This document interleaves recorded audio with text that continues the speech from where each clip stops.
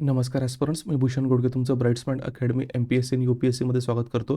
Doctor किरण देसले सरांनी MPSC राज्यसेवा descriptive pattern 2025 मुख्यसाठी जो self study plan सुरुवात केलेला आहे, त्याचाच 67वा दिवस आहे. आपण आतापर्यंत बघत आलेलो आहोत की एथिक्सचा जो काही सेल्फ स्टडी तुम्हाला कव्हर करायचा असेल, प्रिपेअर करायचं असेल, तर कशा पद्धतीने कव्हर करायला हवं. आतापर्यंत जर आपण बघितलं मित्रांनो, तर आपलं एथिक्सचे सिलेबसचे तुमचे 4 युनिट आपण आतापर्यंत कव्हर केलेले आहे. आता हा जो 67वा दिवस आहे, म्हणजे आज 21 जानेवारी 2026, आज आणि उद्या जो आहे तो तुम्हाला युनिट तिसरं जे आहे तुमचं सिलेबसचं ते कव्हर करायचं आहे. म्हणजे तिसरं युनिट तुमचं नागरी सेवेसाठी अभियोग्यता आणि पायाभूत मूल्य. आता हे युनिट कव्हर करत असताना आपला बेस काय असणार आहे? आपलं जे धर्मदर्शन आणि राजधर्म पुस्तक आहे, जे MPSC UPSC GS4साठी लिहिलं आहे, ज्याच्यामध्ये तुमचा नीतिशास्त्र, सचोटी आणि अभियोग्यतेचा संपूर्ण सिलेबस काय केलेला आहे तर कव्हर होतं आहे सेक्शन A आणि सेक्शन B सोबत. आणि त्याच्याबद्दल लेखक मी स्वतः भूषण गोडके, सोबत संपादक डॉक्टर किरण देसले सर आहेत. आता मित्रांनो लक्षात घ्या की आपलं तिसरं युनिट आहे, पण मी तुम्हाला सुरुवातीला म्हटलं की आतापर्यंत आपण 4 युनिट कव्हर केलेले आहेत. ते कसं की आपण पहिले युनिट 1, युनिट दुसरं, युनिट 4th आणि युनिट 5th हे युनिट अगोदर आपण करून घेतलेले आहेत. का? कारण युनिट 1st आणि युनिट 5th आहे हे एथिक्स म्हणजे फिलॉसॉफी आणि त्याच्यानंतर नीतिशास्त्र संदर्भात आहे. त्याच्यानंतर युनिट दुसरं आणि युनिट 4थं जे आहे हे मानसशास्त्र म्हणजे सायकोलॉजीशी संबंधित आहे. म्हणून आपण रिलेटेड टॉपिक्स पहिले करून घेतलेत. त्यानंतर युनिट तिसरं, युनिट त्याच्यानंतर 6वं आणि युनिट 7वं हे आपण बघितलं तर एथिकल ॲडमिनिस्ट्रेशन म्हणजे प्रशासकीय नीतिशास्त्र आहे तर त्याच्याशी संबंधित आहे. म्हणून आपण हे तिघही युनिट काय करणार तर 1 बाय 1 आफ्टर करणार आहोत. तर आता हे समजून घेण्यासाठी कशा पद्धतीने कव्हर करायचं आहे ते आपण डायरेक्टली बुकवर काय करूया तर जाऊया. आता लक्षात घ्या मित्रांनो की आपलं जे पुस्तक आहे धर्मदर्शन आणि राजधर्म, तर याच्या बेसवर किंवा आपण जो काही नीतिशास्त्र सचोटीचा जो कोर्स आहे तो ब्राईट्समाइंड अकॅडमीतर्फे काय तर रन करतो. त्याचा जो QR कोड आहे, हा QR कोड स्कॅन करून तुम्ही आपला जो कोर्स आहे तो परचेस करू शकता. याचबरोबर आपण आहे तर विद्यार्थ्यांना मी स्वतःही इतिहास वैकल्पिक विषयाचं गायडन्स आहे ते देतो. ब्राईट्समाइंड अकॅडमीच्या ॲपवर जाऊन तुम्ही ह्या कोर्सला पण परचेस करू शकतात. याचबरोबर जर इथं बघितलं आपला GS1चा देखील कोर्स आहे आणि ब्राईट्समाइंड अकॅडमीतर्फे आपण आन्सर रायटिंग असेल, करंट अफेअर्स असेल, असे विविध प्रोग्राम जे आहेत ते MPSC राज्याचं डिस्क्रिप्टिव्ह पॅटर्नसाठी आणि UPSCसाठी काय करतो तो प्रोव्हाइड करतो. ह्या सुरुवातीचे जर काही पेजेस बघितले मित्रांनो, तर तुम्हाला असं लक्षात येईल की इथे जे मनोगत आणि पुस्तकाविषयी दिले तर सिलेबस दिलेला आहे, त्याच्यानंतर पेपरचं स्ट्रक्चर दिलेलं आहे, त्याच्यानंतर पुस्तकाची रचना कशा पद्धतीने केली त्या संदर्भात दिले, पुस्तकाची वैशिष्ट्य आणि उमेदवार ज्यावेळेस पुस्तक वाचत असेल तर त्याने कशा पद्धतीने वाचायला पाहिजे असा त्याचा एक रोड मॅप जो आहे तो एक छोटा रोड मॅप या ठिकाणी काय दिलेला आहे. तर आता आपल्याला काय करायचं आहे, तिसरं जे आपलं युनिट आहे ना, तर तिसरं युनिटवर आपण काय करूया तर शिफ्ट होऊया. आता जसं आपल्या पुस्तकाची रचना आहे तर चॅप्टरची सुरुवात जी आहे ती एका रिलेव्हंट कोटने त्या ठिकाणी काय तर होते. त्याच्यानंतर सिलेबस दिलेला आहे. मग आता हे जे नागरी सेवेसाठी अभियोग्यता आणि पायाभूत मूल्य हा महत्त्वाचा काय आहे तर तुमचा आपण असं म्हणू शकतो की युनिट आहे. कारण एक्झाम ही सिव्हिल सर्व्हिसेससाठी आणि जे काही एथिक्स किंवा फिलॉसॉफी किंवा सायकोलॉजी आपण बघतोय तर कोणाच्या अँगलने बघायचं की ते सिव्हिल सर्वंटला त्याच्या म्हणजे सर्व्हिसमध्ये कशा पद्धतीने काय करणार आहे तर मदत करणार आहे.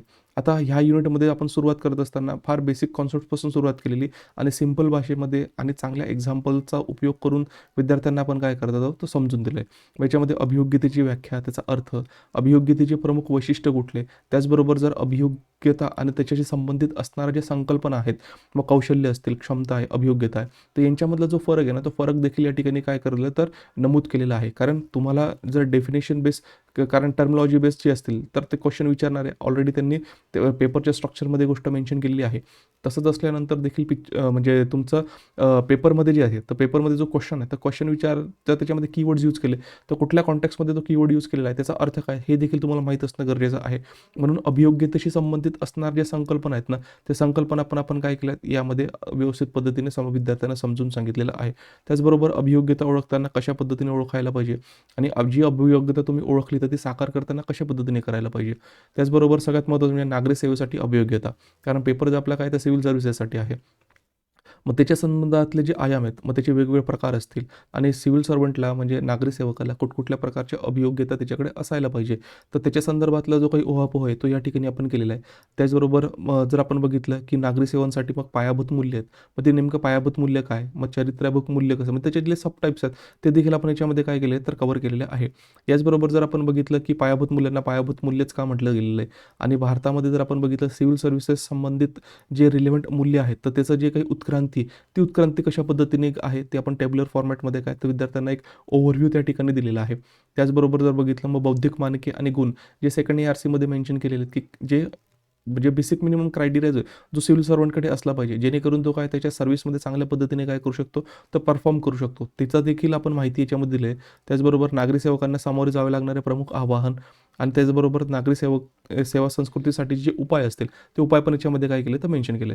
त्याचनंतर सिलेबसमध्ये जशा वेगवेगळे कन्सेप्ट म्हणजे पायाभूत मूल्य दिलेत, त्याला पण आपण काय केलं तर डिटेलमध्ये कव्हर केले. सचोटी, सचोटीचे जे मिनिंग आहेत वेगवेगळ्या फिलॉसॉफरने दिलेले असतील किंवा वेगवेगळ्या कॉन्टेक्स्टमध्ये असतील, ते देखील आपण काय केलं त्याच्यामध्ये कव्हर केलेलं आहे. मग वैयक्तिक स्वरूपातली सचोटी काय असते, त्याच्यानंतर सामाजिक सचोटी काय असते, व्यावसायिक सचोटी काय असते, जेव्हा सिव्हिल सर्व्हिसेसच्या कॉन्टॅक्ट अजून त्याच्यानंतर वेगवेगळ्या आयाममध्ये सचोटी कुठली असू शकतो, मग डेटा सचोटी, सांस्कृतिक सचोटी आणि नागरी सेवामध्ये सचोटीची जी काही धारणा आहे किंवा संकल्पना आहे ती नेमकी काय, सेकंड ARCचं त्याच्यावर काय म्हणणं आहे ते देखील आपण त्याच्यात दिलेलं आहे. त्याचबरोबर संबंधित जे काही एक्झाम्पल्स आहेत ते एक्झाम्पल्स दिलेत आणि एक्झाम्पल देत असताना तर नॅशनल लेवलचे आणि भारतामधले याचं एक्झाम्पल आपण काय केलं याच्यामध्ये क्लब करून दिलेलं आहे, जेणेकरून उत्तर लिहित असताना तुम्हाला महाराष्ट्र स्पेसिफिक जो कॉन्टेक्स्ट आहे तोही भेटेल आणि UPSCसाठी प्रिपेअर करत असताना जेव्हा तुम्ही एक्झाम्पल कोट कराल तर नॅशनल लेवलचे एक्झाम्पल्स पण तुमच्याकडे राहतीलच. त्याचबरोबर सार्वजनिक जीवनात सचोटीचं महत्त्व काय आणि त्याच्यानंतर महत्त्वाचे जे डायग्राम्स आहेत ते आपण यूज केलेले आहेत. सचोटीशी संबंधित असणारे जे वेगवेगळे संकल्पना आहे, मग प्रामाणिकपणा, प्रॉबिलिटी ही यांच्यामध्ये नेमकं डिफरन्स काय तोही कॅन्डिडेटला समजणं गरजेचं आहे.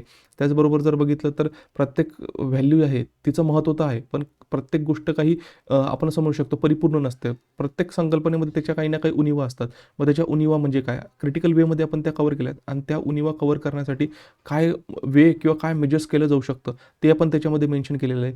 आणि त्याच्यानंतर सचोटी प्रशासनामध्ये वाढवण्यासाठी कशा पद्धतीने वाढवली पाहिजे तो देखील आयाम काय केला आपण कव्हर केलेला आहे. त्याच्यानंतर जी दुसरी संकल्पना सिलेबसमध्ये दिलेली आहे नागरी सेवामध्ये निपक्षपातीपणा आणि पक्षी निरपेक्षता, तो देखील आपण काय केलेला आहे तर त्याच्यामध्ये कव्हर केलेला आहे विथ रिलेव्हंट एक्झाम्पल्स केलेलं आहे. त्यामध्ये जे रिलेव्हंट डायग्राम्स आहेत ते आपण काय केलेले आहेत तर पुट केले आहेत, जेणेकरून कॅन्डिडेटची जी कन्सेप्च्युअल अंडरस्टँडिंग आहे ती त्या ठिकाणी वाढण्यास काय होईल तर मदत होईल. त्यानंतर जे महत्त्वाचे संकल्पना आहेत, पण समजा पॉलिटिक ॲडमिनिस्ट्रेशन डायकोटॉमी हे काय आहे हे समजून घेतलं तर तुम्हाला त्यामध्ये निपक्षपाती आणि पक्षी निरपेक्षता हे समजून घेण्यामध्ये अधिक काय होतं सोयीस्कर होईल. त्यांच्यामधला जो काही फरक आहे तो फरक पण आपण सांगितला आहे. याचबरोबर सिव्हिल सर्व्हिसेसमध्ये किंवा नागरी सेवामध्ये न्यूट्रलिटी म्हणजे आपण त्याला म्हणू शकतो तटस्थता. आता हा तर तुमच्या सिलेबसमध्ये मेन्शन नाही आहे, पण बऱ्याच वेळेस जर तुम्ही बघितलं तर UPSCच्या प्रिव्हियस इयर क्वेश्चन पेपरमध्ये जरी याचा संबंध येऊन गेला आहे आणि ही जी न्यूट्रलिटीचा जो कॉन्सेप्ट आहे तोही तुम्हाला अगदी व्यवस्थित पद्धतीने समजून घेणे गरजेचं आहे. मग याच्यामध्ये कमिटेड ब्युरोक्रेसी काय, वचनबद्ध, मग त्याच्यामध्ये पॉझिटिव्ह निगेटिव्ह त्याचे डायमेन्शन्स कुठले आणि ते थ्रू द डायग्राम आपण काय केलेलं आहे कॅन्डिडेटला समजून सांगितलेलं आहे.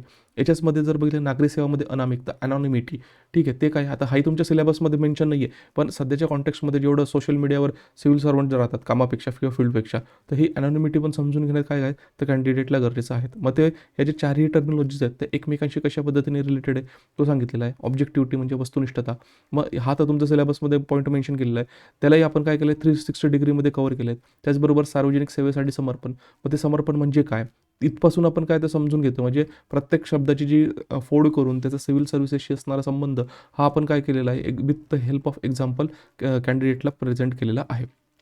त्याचबरोबर सहानुभूती आणि दुर्बल घटकांप्रती करुणा, मग हे सहानुभूती समजून घेण्याच्या अगोदर करुणा समजून घेण्याच्या अगोदर त्याच्याशी संबंधित असणारे जे काही आपण म्हणू शकतो टर्मिनॉलॉजीज आहेत तेही समजून घेणे गरजेचं आहे. मग आपण सुरुवात तिरस्कारपासून करून तर सहानुभूतीपर्यंत केले, तुम्ही डायग्राममध्ये देखील बघू शकतात आणि या डायग्राम तुम्ही एक्झाममध्ये ड्रॉ करायचे आहेत, जेणेकरून काय आहे तर म्हणजे एक्झामिनरला कळेल की तुमची कॉन्सेप्च्युअल अंडरस्टँडिंग ही बाकीच्यांपेक्षा काय तर चांगली आहे. तर तुम्ही हे तर दिलेलंच आहे याच्यामध्ये. त्याचबरोबर जर आपण बघितलं तर मग टॉलरन्स दुर्बल घटकांप्रती सहिष्णुता काय असली पाहिजे आणि त्याची गरज काय आहे विथ एक्झाम्पल आपण दिलेले. आता हे तर तुमचं सिलेबसशी संबंधित असणाऱ्या टर्मिनॉलॉजीज किंवा कॉन्सेप्ट दिलेत. याच्या ॲडिशनमध्ये आपण अजून कुठले सद्गुण किंवा गुण किंवा मूल्य हे कोणाकडे असलं पाहिजे तर सिव्हिल सर्वंटकडे असले पाहिजे ते आपण मेन्शन केले. आता हे बघितलं तुम्ही शौर्य, सहनशीलता, मनोधैर्य, संयम, आत्मसंयम.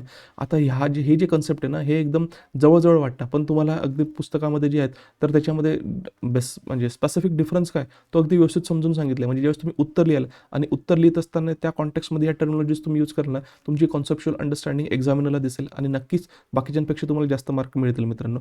त्याचबरोबर तशाच ज्या काही रिलेव्हंट आणि संबंधित संकल्पना आहेत त्या देखील आपण याच्यामध्ये काय केल्या तर कव्हर केलेल्या आहेत. म्हणजे आणि याचा उपयोग तुम्हाला कशासाठी होणार आहे, जर आता पहिल्या जर तुम्ही स्ट्रक्चर बघितलं MPSCने दिलेलं आहे तर क्वेश्चन एमध्ये 3 सब क्वेश्चन्स आहे आणि पहिला जो क्वेश्चन आहे त्याच्यामध्ये 5 त्यांनी काय केलेलं आहे तर सब क्वेश्चन्स, मे बी तिथे ते टर्मिनॉलॉजी बेस्ड क्वेश्चन वगैरे विचारू शकतात. अशा कॉन्टेक्स्टमध्ये तुम्हाला काय करायचं आहे की हे जे ॲडिशनल ॲडव्हान्स कॉन्सेप्ट्स आहेत हे जर तुमचे चांगले असतील तर तुम्ही चांगल्या पद्धतीने काय त्या क्वेश्चनला डील करू शकतात. आणि त्याच्यानंतर संवैधानिक जी काही नैतिकता आहे ती संवैधानिक नैतिकता काय. आता हे तर दिलेच, याच्याचबरोबर भारतीय अनुषंगाने ज्याला आपण मूल्य म्हणतो त्या मूल्यांच्या स्वरूपात काय दिलं आहे तिथं डिस्कशन दिलेलं आहे. याचा स्टडी केल्यानंतर किंवा वाचल्यानंतर तुम्हाला लक्षात येईल की ज्यावेळेस तुम्ही सिव्हिल सर्व्हिसेसमध्ये जाताय तर सिव्हिल सर्व्हिसेसमध्ये जात असताना काही वेळेस बरेचसे निगेटिव्ह आस्पेक्ट तुम्हाला डील करावे लागतात.